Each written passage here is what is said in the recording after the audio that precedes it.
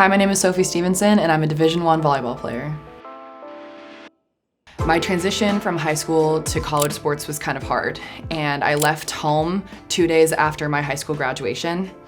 And to immediately jump into training and working at such a high level with these really well-known athletes who are very accomplished in their own right, I felt like I almost didn't belong and that I didn't deserve to be there. I didn't want people to know that I felt that way because it's a pretty big stage we play on, and I just felt embarrassed saying that. And there was this point in the season where things weren't going our way, matches weren't turning out the way we wanted them to. It just seemed like things were against us.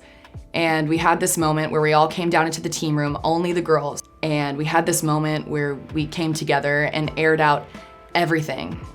It started just superficial, and we were like, what can we do better? What's going wrong? Like, how can we really help make this better?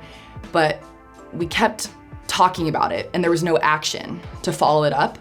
And by the end, a lot of us were crying. I think 4 or 5 of us had just kind of broken down, and it was a multitude of things, but people were able to just air out what they had been holding in for a long time.